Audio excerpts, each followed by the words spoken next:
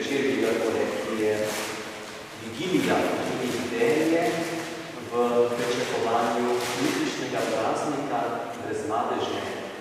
In prav naši pevci so čudovito oblikovali vstop v to noč pričakovanja praznika jutrišnje nedelje, 8. decembra. In če stopimo korak nazaj, včeraj Sveti Miklavž, svetnik, ki prinaša dan. Dan je pa tudi glasba, pesem, da izrazi tisto, kar človek z besedami ne more povedati. Zato se zahvaljujem tudi vam pevcem, da ste nam podarili ta zaklad za naš večer pred praznikom. In če stopim še nekaj dni nazaj, do 3. decembra. 3. december pa je veseli dan kulture in tudi potem teden ljubiteljskega zborovskega petja. Zato ob tej priložnosti tudi vabim gospod Tatjana Avsec, da podeli priznanja pevcem, ki se že vrsto let trudijo in zadevajo, da nas obdarijo s pesmijo, ki je tudi molitev in obogatitev našega življenja. Prosim. Dober večer in lepo pozdravljeni tudi v imenu Javnega sklada Republike Slovenije za kulturne dejavnosti. Zahvaljujem se spoštovani pevci in pevke zborovodja za vaš še en čudovit koncert, ki je plod vašega večletnega odličnega dela in druženja. Na petje v pevskem zboru običajno gledamo kot na obliko kulturno-umetniškega udejstvovanja in druženja, redkeje pa razmišljamo o ostalih momentnih vlogah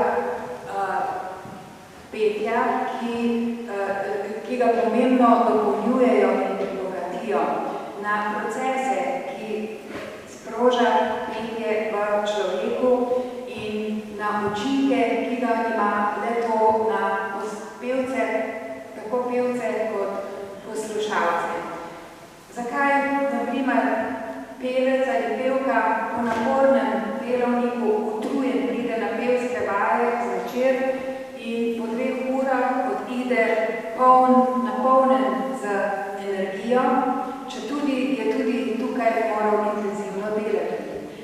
Zakaj oseba s posebnimi potrebami, z govornimi ali motoričnimi motnjami med prepevanjem teh težav nima? Zakaj, na primer, dementna oseba ali starostnik ob prepevanju predvsem ljudskih pesmi se spomni vseh besedil do potankosti iz svojega otroštva? Zakaj je lahko pevski zbor kot skupina daje pomembno oporo posamezniku, ki doma morda živi v hudih stiskah? In kateri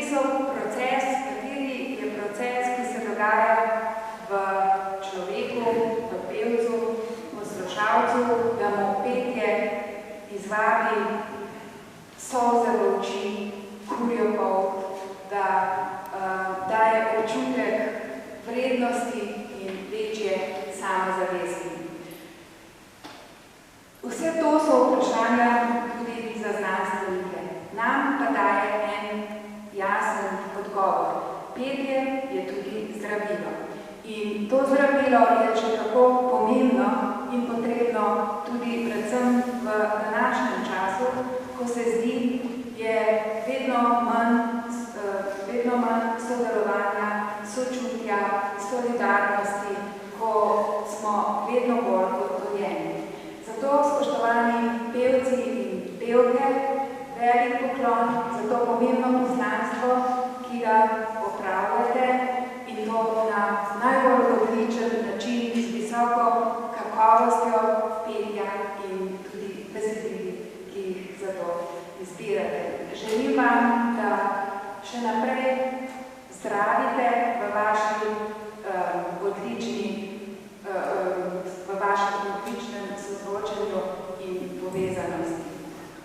Sedaj pa